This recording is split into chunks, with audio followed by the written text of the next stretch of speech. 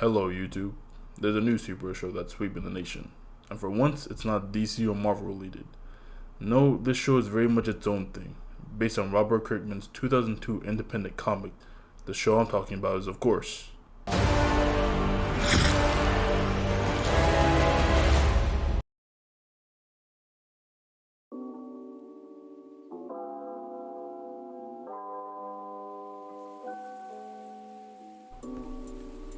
the series follows Mark Grayson, son of the superhero Omni-Man, as he goes through high school and learns to be a superhero. And considering how popular it is, and that it's already been confirmed for 2 more seasons, I'd say the show was a success. But what makes the show so good and separates it from other superhero shows? On the surface, it does seem to be exactly what you think it is. Teenage main character gets powers, learns to be a hero, lives in a world of heroes and villains, even has your own dollar store, off-brand, thrift shop, bargain bin, Walmart 50% off sale Justice League. But where Invincible separates itself from other superhero shows is really in its intensity, characters, and story. To make it simple, Invincible is a superhero show, but it's a lot darker and gorier. And that shock value really is where the main draw comes from. Now, some people may say that liking a show just because it's bloodier, is edgy and stupid, and that more blood and guts doesn't make a show better. They're wrong. Violence is amazing. And honestly, we need to see more of it in media. Invincible's violence is great specifically because of how realistically and brutally it's portrayed. A dude gets his head popped like a balloon and his eyeballs fly out. A man gets slammed to the ground and his entrails cover the floor like spaghetti. No one squeezes the guy's head and his brains fly out for the world to see. It's horrifying, but satisfying. This, along with the sense of mystery around Omni-Man and his intentions, is what makes the show so addicting. Because you just don't know what this man is planning, and he slowly becomes this horrifying figure of what if Superman was evil.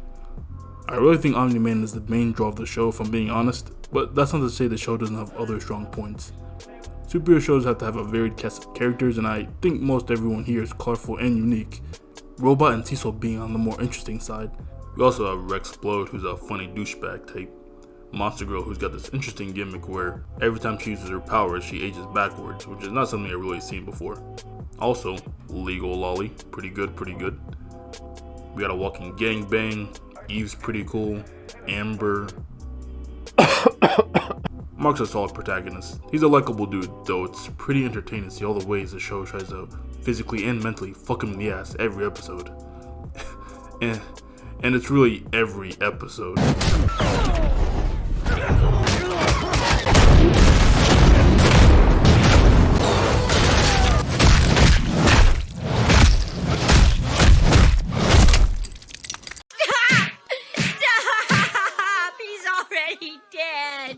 The show's big twist comes with Omni-Man.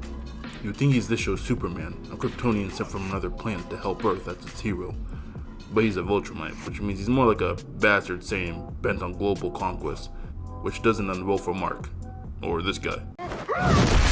Despite all this, it's clear that Omni-Man was affected in his time on Earth, proving that good pussy really do change a man, and I know Debbie has that critical cream coagulation. It all ends up to an intense and emotional final, elevated by the great cast of voice actors. Steven Yeun, Mark Hamill, Sandra Oh, Seth Rogen, and J.K. Simmons reprising his role as Mustache Man number 76. The cast really does bring the show to another level, making already great scenes way more emotional than they would be. When life gives you lemons, don't make lemonade. Make life take the lemons back. Get mad! I don't want your damn lemons! What am I supposed to do with these? Demand to see life's manager. Make life rue the day it thought it could give Cave Johnson lemons. Do you know who I am? I'm the man who's gonna burn your house down with the lemons. I'm gonna get my engineers to invent a combustible lemon that burns your house down. With more seasons to come, I don't doubt Invincible will become even better. But since season 2 is on the way, I do have some critiques and things the show could improve on. The best stuff was with Omni-Man and Mark, so all the other background stuff I found myself not really caring about too much. Mark himself is also kind of a bitch, but I expected to change. It'd also be nice if this guy could discover some drip. He kinda dresses like an old man. The animation when it needed to be was pretty good, like during fights, and even here, the facial animation on Nolan's face really shows every emotion he's going through. But overall it's pretty below average and sometimes just terrible, but animation's hard and that's something I think will be improved upon with a bigger budget. There's also some cringe dialogue and background music that kinda sucks, but maybe that's intentional. This is a show about teenagers after all. Wouldn't be right without some cringe. Also, as far as the character of Amber is concerned, the writing on her character could be less obnoxious. I get what they're trying to do with her, but overall her character just doesn't make a lot of sense. Plus the show seems to be pushing a much better relationship anyway. Other than that, Invincible is a pretty good show, and I hope this opens up for more animated adaptations. Feels like the show proves there's a lot of untapped potential. Tell me your thoughts on Invincible and things that you think the show could improve on. Let me know, and have yourself a damn good one.